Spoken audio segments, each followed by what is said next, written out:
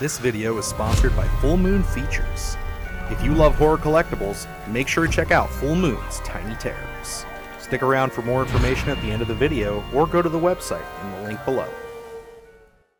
Good evening, campers, dreamers, and babysitters. And yes, it has been a little while since we've sat down and done kind of as we deem these, more classic movie reviews.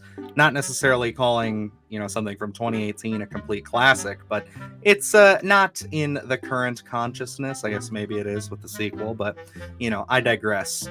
We haven't talked about an older movie in a little while, and I kind of miss this format. It's a little looser for us. It's a little bit more, we get to sit down and kind of reflect on things. This was a first-time watch for me. I think I've said that on a couple of our podcasts, or we've mentioned Sunday it a couple times. Yep, and then this is a repeat for Luke here. This was definitely a long time coming, and yes, we do have the NUN 2 coming out this weekend, which, talking about the Conjuring series as a whole for a minute, I'm pretty on the fence about this one. I've heard some positive buzz. Akilah Cooper is the writer behind this one, and she did Megan and Glorious and a couple other things, and she's really done some interesting stuff with kind of these smaller concepts, or even just something like a Megan, which still to this day I don't think should have worked as well as it did. So I gotta credit her for a lot of that. And I'm fairly interested in the NUN 2. I don't know, Luke, how do you feel about it? I'm definitely intrigued. You brought up Akilah Cooper, and for my money, she's one of the most interesting screenwriters out there right now. Anytime I see her attached to anything, I instantly get intrigued by what that story is going to be, because of things like Malignant and things like Megan, where they are unique in terms of their storytelling, and they're different. They bring something new to the table, I think, in horror, and it's one of those things where it really does lean into that kind of horror where you're either buying completely in or it's just not for you. So knowing that she's attached to the NUN 2, even though, well, we'll get into our opinions of the original here, I am instantly intrigued. Now, I don't know what they're going to bring in terms of stories, but I'm hoping it's something a little bit different, something maybe a little more contained, rather than diving too deep into a backstory, which sometimes I think is something that hamstrings a lot of the Conjuring series, and it kind of just is something where you lose interest really quick. And I know we're going to kind of go bounce through the Conjuring. I think I'm hoping that this is going to be an Annabelle creation scenario for me. Absolutely. And yeah, Luke and I discussed this, because to be honest, to get it all out in front, this movie really doesn't do anything for me on this first watch. I felt that it was very generic in a lot of spots. But before we dive into that, I want to, kind of take a step back and look at the Conjuring series as a whole. I mean, this is something that for a long time, I guess a lot of people could say this was the gold standard, big blockbuster modern horror film. I mean, the first film comes out in 2013. So this is honestly post Insidious, post all of the Saw stuff and everything, other than Jigsaw had its little try to revive some life back into it. But this really took people by storm with this first film. And, it's funny, I mentioned Insidious, and this is a James Wan creation. And this is something that, he brought to the big screen. And I got to say, it was one of those things I bought into the hype as it was coming out. I loved the trailers. I was interested. I always had my love of horror. It was starting to become more prominent at this point in my life. And it just turned into this thing where I went and saw it with my dad. And I may not have been terrified, but I thought that was a fucking good horror movie. And I still think that to this day with the first film. Yeah, and I'm on that same page with you, where I do enjoy that first one. I do think things like Insidious as well as The Conjuring were responsible for kind of creating, getting us out of maybe that Saw, that hostile kind of feel, and bringing us back into more more relevant, maybe traditional in a sense horror, and kind of bringing those general audiences back as to what they had wanted. Something like a Paranormal Activity, where the gimmick there was found footage. Still dealing with the supernatural. I think Insidious as well as The Conjuring kind of moved into that kind of more cinematic supernatural tales that kind of used almost to facilitate those turning points where it's like then we got Hereditary, we got Get Out, we got a lot of really interesting horror things coming out, and then of course Halloween came out and it kind of just took everyone by storm. And I think the Conjuring franchise as a whole plays a pretty big part in terms of where horror is today. Now, it's like that first film I really enjoy quite a bit, and I think the Conjuring franchise as a whole for me is really hot or cold in terms of what I do like and don't like. But I think this as a whole, I feel like, as I was talking about, the Nun 2 could be something with a Kayla Cooper attached, could be something maybe a little bit more unique in terms of like something like a Malignant. But The Conjuring, getting back to my point, is that I think The Conjuring as a whole is pretty traditional horror. You know what I mean? Like for a general audience, it doesn't really necessarily take any chances for the most part. It kind of stays, in the lane that it knows it wants to be in, and it doesn't really kind of go off the wall. Now, I haven't seen every installment here in the Conjuring franchise, but for everything that I have seen, I think maybe there's only one thing that I haven't so far. Everything else seems to be more so in that traditional sense for me. Yeah, I've got 2 blind spots here. I will be upfront about that, but I've kept with this franchise, and yeah, I agree. I think the first film, it's not anything groundbreaking, but for the time, it was a nice, refreshing throwback, and I love all of the energy that James Wan puts into that film, as far as everything from the way that it was structured, the way that they choose to tell the story. I kind of love his element here of, making at least the mainline Conjuring films more about Ed and Lorraine Warren, and just like kind of their exploits. And so you're never always dealing with one haunt in these films. There's a central haunt, but I like that you kind of open these films with, a bit of a smaller take. It really in line feels like, oh, this is the big leagues when it comes to the horror movie of that time. Like this is they're taking their time. It's going to be a longer film. They're going to do what they need to do. And yeah, I think it very much harkens back to that 70s Exorcist style of filmmaking. You could tell that there's some love there, and there's definitely someone very competent behind the camera. That is something I cannot say about Annabelle from 2014, which yeah, man, this was the next follow-up, and it's kind of shocking. I didn't realize this until looking at it now. So Conjuring comes out in July of 2019. Annabelle comes out in October 3rd of 2014. So it's like just about a little over a year. And, it's they're already pumping out the first spin-off, which I think, without getting too deep into it just yet, I think has kind of been the detriment of this series. But yeah, Luke, how do you feel about Annabelle? That one was a huge disappointment. I remember coming out of The Conjuring, the Annabelle, just the doll in general, was such a big talking point for people, and it was kind of like, oh, we want to see more Annabelle. We want to see, at this point, for just general audience horror fans, I think, Child's Play was pretty much, at the back of the line. No one was really talking about it. So, kind of this killer doll thing, I think, was maybe a fresher idea to a lot of audiences that were just kind of coming into horror, stepping out of Saw and Hostel and Paranormal Activity and being kind of brought into this space. So I was intrigued by Annabelle's announcement, and then leading up to that, everyone was pretty pumped about Annabelle coming out and getting, her own movie. And again, I mean, I think one of the themes in the Conjuring franchise that we're probably going to fall back on here is it just is boring. It didn't really do too much, and I think that's something where going into these, and I talk about The Exorcist, and I see a runtime and I say, I just don't want to be bored. I don't have a connection to the franchise. I just want to go in there and not be bored. And that's one of the things with The Conjuring. My hesitation with all these films is I'm going to go into these and be bored. And Annabelle, I was. Yeah, no, I feel that. It's definitely one that I have not revisited since I first saw it. And yeah, I mean, for good reason. I don't think it does anything that special. It feels very contained. Mm. For kind of the big sprawling, follow up to The Conjuring. It does very much feel like a cash grab. Like, okay, how do we capitalize on this fucking doll? Let's do it.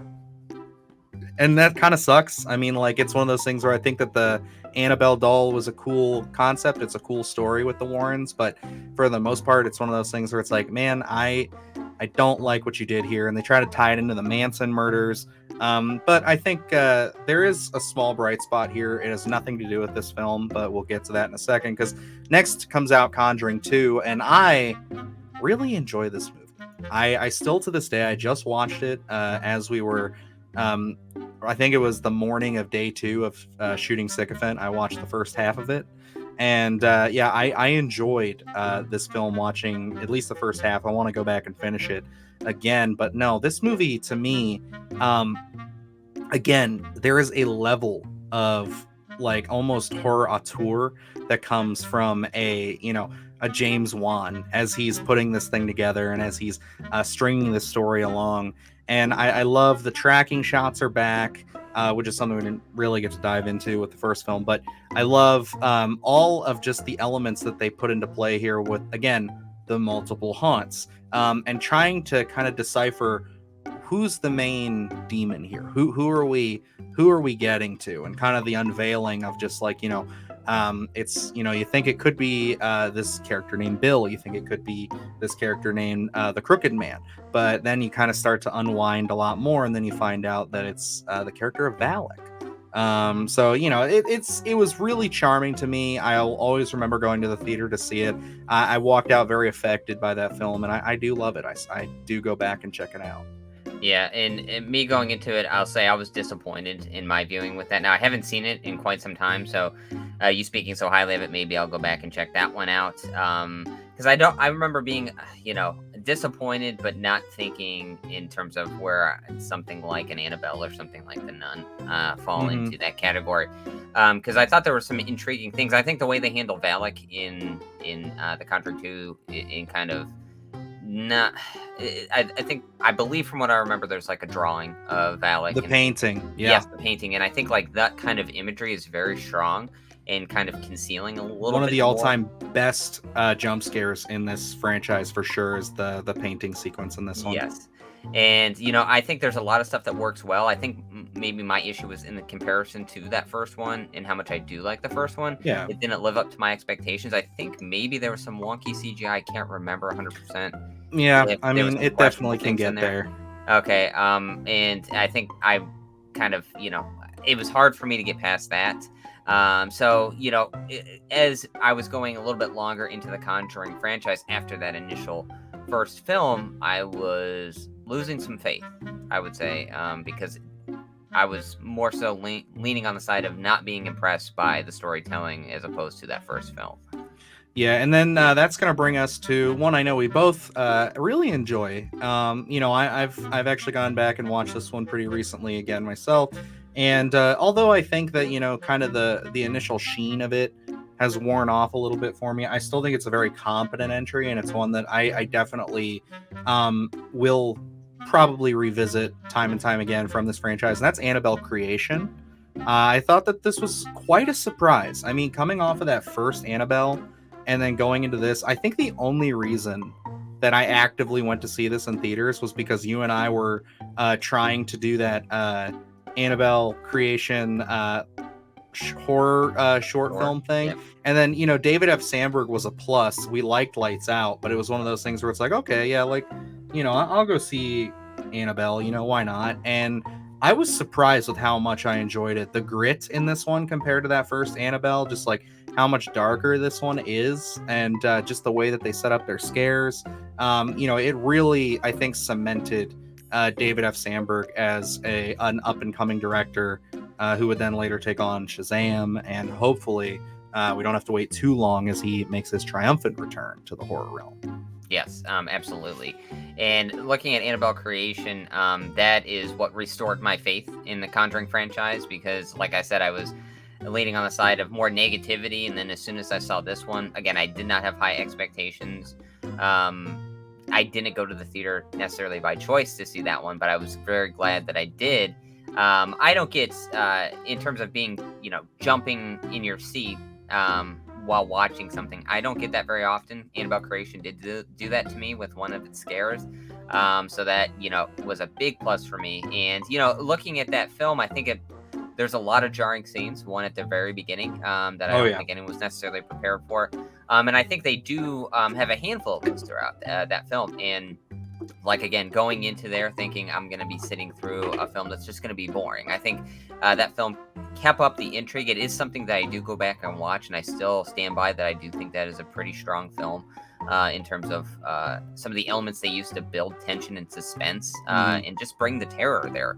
I think there's a lot of interesting things to unfold there, and it being more so a period piece, I think it runs the risk of any time where if a general audience goes to see something, sometimes they don't resonate with it because it is so, out there and you can't really find any relevance in it. But I think Annabelle Creation's handled very well in terms of what they do with it, and it just keeps you, again, I think one of the big things here, one of the big negatives is a Conjuring film can end up being very boring, and I do not think Annabelle Creation it's anything but that, to be honest. Yeah, I genuinely think this is the closest of all the movies so far to get back to the feeling of that first film. Yes, absolutely. And I can give Annabelle Creation that trademark there.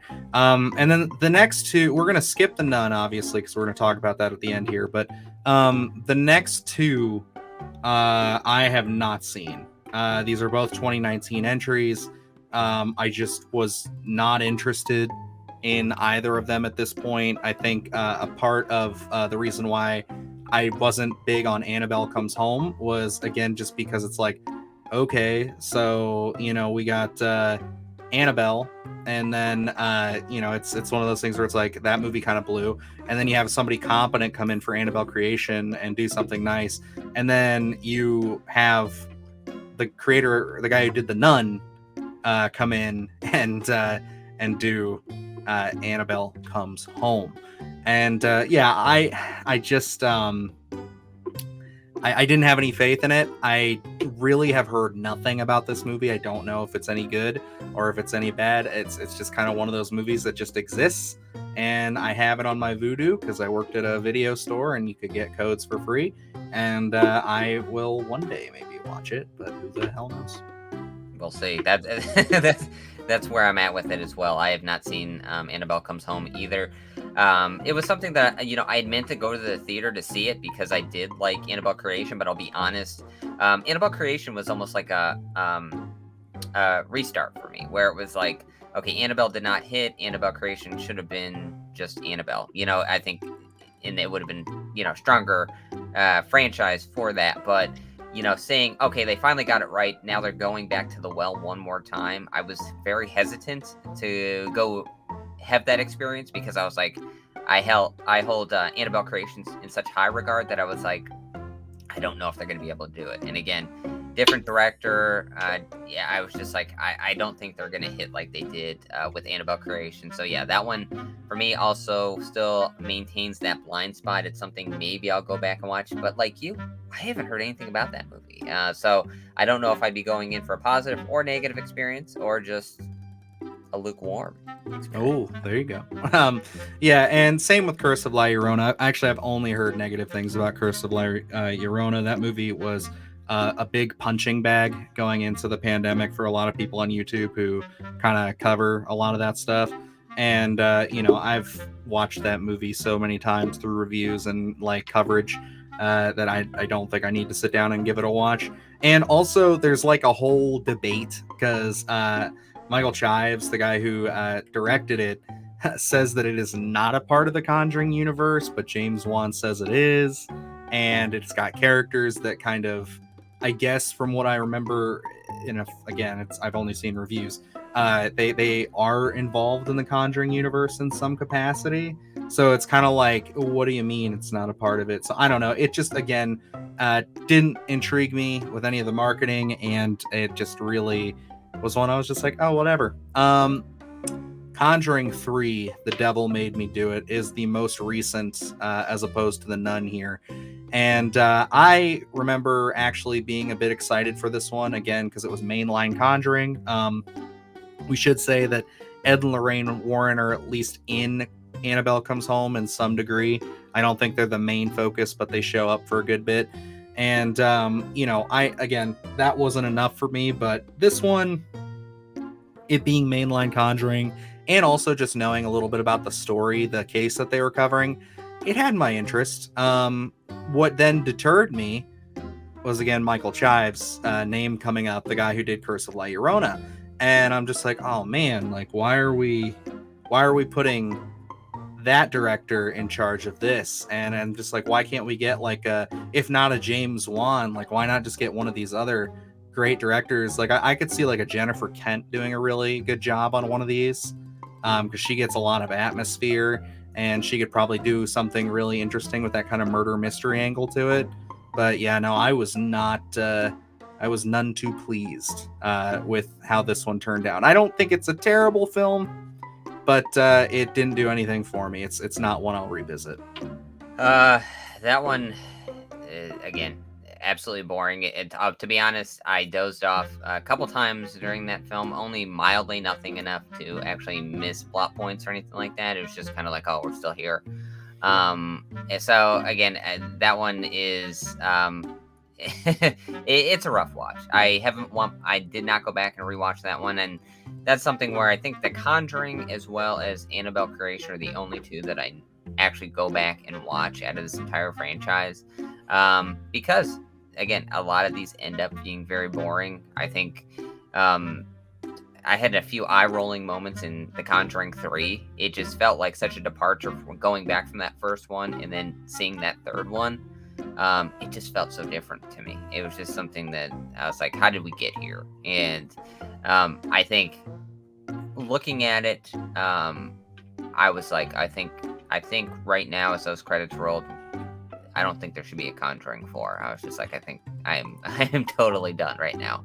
No, I understand that, and I get that feeling. I was very much there myself. I thought this was the beginning of the end, or at least the end. Maybe just leave it at that. But no, we got The Nun 2, and then apparently Conjuring: The Last Rite is still a thing. The Nun 2 is coming out this weekend, as we said at the beginning here. Again, directed by Michael Chives, so we'll see on that one. But again, Akilah Cooper in the writer's room, so you got some talent there. But yeah, let's talk about The Nun. This was, again, my first time watching this, and I was very bored. I felt this was so much in line with that first Annabelle movie to me, where it just felt so meandering and so pointless. It's just kind of like, why are we telling this story? Why are we going back to Valak? I don't need the origin of Valak. Like, and this isn't even really the origin. It's just a kind of a point in their time when they showed up. And, they do kind of try to tie it back into 2. They make that a big point.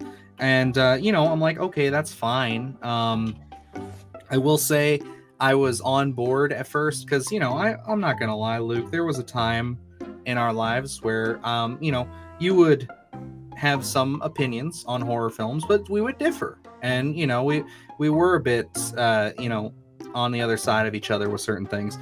But so I went in a little bit positive on this, and right when that first nun gets yanked into the darkness, I was just like, oh no, this is what I'm in for, isn't it? And it got even worse than that, man. It just got very boring, and I think that's, again, the worst thing you can do with a film is make something boring and or uninteresting, and that's really what I feel like The Nun did for me. And again, I went in with the best intentions. I went in with a very open mind. I knew how Luke felt, but it really just didn't do anything for me in my first time viewing. Luke, what was it like revisiting this thing? Oh boy. Well, going into this one, as we are both new dads, and we always try to coordinate our schedules in terms of having to either watch things for the first time or rewatch things. I was wondering, what time was I in for as a runtime here? And I'm like, I verbalized it. I said, this movie's, before I looked it up, I said, this movie's got to be at least 2 hours. And to my surprise, I looked it up and it's an hour 36. And I said, there's no way this is an hour 36 film. Coming out of this film, I felt like I sat through a 2.5 hour movie because it just runs slow. It is so boring for me. It's something where I did pause it a few times and have to get up and go do something and come back to it. It's a tough watch to sit down for that, hour 30. And you look at an hour 36 film, and, I've praised some of the ones that we've just seen recently that are about an hour 30, hour 35. And I said that that's what a horror film, for my money, should be, is, you're in, you're out. Optimal time. Yep. You're running quick, you're telling the story, and, you're just lean and mean. Where this one, it feels bloated. It feels like they don't do a lot. I think this is a period piece where it takes me out of it too much and doesn't really hit. This is something that they take more so the mystique of Valak that was established, I think, in The Conjuring 2 completely away. Mhm. And I know I think they try to attach too much to it, where it is like we're going back and trying to give us, that more story to it. I don't think we really needed that. I think for the Nun, for what I would have wanted out of this film, would have just been a contained story. We don't learn too much more about Valak. It's just more so about a situation. We don't even need the Warrens. We could really do anything with it. But yeah, for this one, rewatching it, I dare say was even worse than watching it in a theater. Jeez. Yeah, no, I get it. And, I really tried to give this movie the benefit of the doubt. I've tried to really think on some of the more positive aspects that I can give it. And I will say there are a few interesting, I would say, setups as far as like a scare goes or anything like that. It feels very much like they get to the place that they've, been teasing since the opening. They get to this spot and I was just like, oh, wait, this is the whole movie? It's just going to be these couple characters in this castle, just like kind of trying to figure out the mystery. And, I think we can kind of just say spoilers because it's so old. And, at this point, we're going to be talking about the Nun 2 soon. But the thing that really threw me for a loop and actually made me giggle a bit was when it gets down to, the third act and we find out what is in the crypt that, they were going for at the beginning, and that it's Jesus blood. The blood of Christ. And I'm just like, okay, I complimented the first Conjuring film for feeling very broad, feeling like a very big summer tentpole horror film. That this element is way too big for this story. And I'm not a religious person. I'm not saying you can't use Jesus blood if you want. That I'm fine with that. But the fact of the matter is like that in this universe, the way they've established religion with these characters and everything, and the Warrens and all that, they're very religious folk, is one of those things where it's like, this feels like this should be the element that ends Valak. And again, it kind of does one of those things where it's like, we already know that Valak doesn't die. You know what I mean? Because they're in Conjuring 2. And again, it's a demon, so it's kind of more like it gets banished or whatever. But it's one of those things where it's just like, it just doesn't offer anything fresh. Doesn't offer anything new. It's the same stuff you've seen time and time again. I genuinely felt like I was watching The Pope's Exorcist again. And, I can say that I was a little more positive on that one. But like the settings, the way they set the scares, all of that, without the possession stuff, it was one of those things where it's like, oh, okay, this was neat, I guess. And even the way they tie it into the Conjuring 2, where it turns out that the French guy is is one of the people they talk about in Conjuring 2, and to kind of show you like, oh no, Valak's been there the whole time. It's like, that's interesting, but it doesn't take it that extra mile. Like, we talk about Annabelle to Annabelle creation, and like they turn the whole like silly thing of Annabelle being the girl who dies and her blood going into the eye of the doll. they turn that into a huge twist, and it works really well, and it makes that first film, although not rewatchable, it makes it feel like less of a waste. And I think that this movie does nothing of that sort. Yeah, and I think, it presents some intriguing ideas. I think, them being in this castle with a few other nuns and things like that presents an interesting idea. I think, again, this film becomes very boring. And then when they're also out in, I think, the tavern, and they mentioned, young girl had just hanged herself. And they mentioned like a couple other things, is this, the evilness of this castle is kind of bleeding out into the town. We don't really get any of that other than a couple of side stories. I think, if we wanted to look at this film and still contain it in a sense, you could have went out in the town and kind of given us a little extra stuff instead of being completely contained into this castle. And, again, going into it, like you're saying with the blood of Christ and everything, seems a little bit too big for me. When I look at these films, and there's a scene in here where basically, I guess they say it's the church, but they're all dressed like knights, and they're all running in and, attacking everyone. It's like, how did I get here from The Conjuring is attached to this movie in this universe, and how did I get here? It's just something where when I'm going into one of these Conjuring universe films, I'm looking for very particular things, and it's Knights of a Round Table, in a sense, are not something I'm looking for. So the tone for me was pretty off, and I think, again, this being a period piece for me took me out of it as well. And I don't necessarily hate period pieces, it just runs that risk of being a little bit boring. And again, The Nun, for me, boring.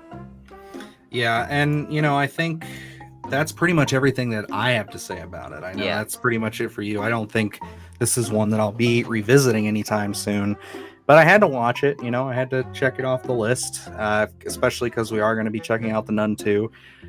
Where do I sit with it? Where do I sit with the Conjuring universe as a whole? Where do you sit with it, Luke? I mean, like, are you looking forward to this, next film? Are you looking forward to this TV show they're trying to do? Is this really just a franchise that's been kind of on its way out since after Annabelle creation, really? Like, is this really just been the last few years the slow death of the Conjuring universe? I think that's what we've been seeing is a very slow death of the Conjuring franchise as a whole. To be honest, The Nun 2 is, like, if that was a selling point, it would not be a selling point. If Kayla Cooper was not attached to it, I don't think I would have any interest in going to see it. If we weren't doing this, I probably wouldn't go see it. I probably wouldn't even see it when it came out on Blu-ray, to be honest, because The Nun has left such a sour taste in my mouth, and a lot of the more recent installments in the Conjuring franchise have left a sour taste in my mouth of just being absolutely boring. I'm hoping for the best. I will say I'm mildly intrigued, at least. I'm hoping that, we come out of it with a positive experience and we kind of get back on track. But even if we do have a positive experience with The Nun 2, it's not going to be enough to win me back into this franchise. The Conjuring 3 for me was pretty boring. I don't know necessarily if I would be up for a Conjuring 4 at this point, but we'll have to wait and see. Maybe they can spice it up and give us something different. I think now is the time for them to start stepping out of the box and kind of giving us more unique stories and not run in that lane of traditional horror. And, especially with the recent properties we've had over the past year, and how intriguing they've become and how they've been willing to take risks for horror fans. I think it's now's the time for the Conjuring franchise to start doing that. Yeah, and I'm just kind of perusing again, just looking at some of the stuff. There have been some quotes, some highlights, talking about The Nun 2, because as of time of recording this, I think last week they had the preview for it for the first couple of critics, and they've been getting it out there and everything. But a lot of people say that this is the scariest film in the Conjuring universe, and that it is far better than the first sequel, or the first film, and it's one of the best sequels in the franchise so far. And I just don't know if I can believe that. I really don't know. I would love it if that happened, and But again, I'm with you. It's like, I think that this is going to have to be a win. And if they continue with this, we're going to need some bigger hitters, some more power plays before I can ultimately say that I'm back on board with the Conjuring universe. Definitely. But alrighty, guys, that's going to wrap us up here for our review of The Nun and kind of our dissection of just The Conjuring as a whole. You'll definitely get podcast episodes for that first film, probably Annabelle Creation and at least Conjuring 2. So we'll dive into those more and more James Wan as time goes on. But yeah, I mean, to let us know what you guys think of this film. Is this one that we're again way off base for? Are you a huge fan of The Nun? How are you feeling about The Nun 2? Are you guys looking forward to that, or is this just another one of those things where you're gonna kind of probably go see it and then forget about it, and then just we'll, I guess, see what happens next with the Conjuring universe? But other than that, we got a lot of great stuff on the channel. We got our update video finally out. If you guys have not seen that, check it out. Just talking about a lot of big things going on with the channel. Obviously, we got Tiny Terrors now and Full Moon Features as a sponsor, which you'll see at the beginning of this video. And yeah, I mean, if you are interested in that, I do have a link below for you guys to basically get on there, subscribe to their newsletter. They're going to let you know exactly when those things are coming out, where you can get them. And yeah, it's going to be a fun promotion. We have a lot of great content planned for Tiny Terrors in the next coming months. And yeah, also lots of great reviews, lots of cool stuff we got to check out. Luke got to see Demonic Toys. He talked about that for a little bit. And yeah, just overall good stuff. RoboDoc's out on Screenbox. I mean, lots of positive and fun stuff on the channel and lots more to come. So, and Dylan, if they are not subscribed to Screenbox, what are you doing? Yeah, there you go. Get yourself subscribed there to Screenbox. And yeah, if you're not subscribed to this channel, what are you doing? Subscribe to our channel. We're just over 1,000. We're big league now. We got a sponsor. We're doing YouTuber stuff. So come on down, hit that subscribe button, and you'll get lots more bitching about The Conjuring and other films, and maybe some positive stuff. I don't know. Probably not. See. We have an endless supply of bitching. So absolutely, we're very negative people. Alrighty, guys, but that's gonna wrap us up here. So until next time, I am Dylan Newell, and I'm Luke Janisko. And remember, stay scared.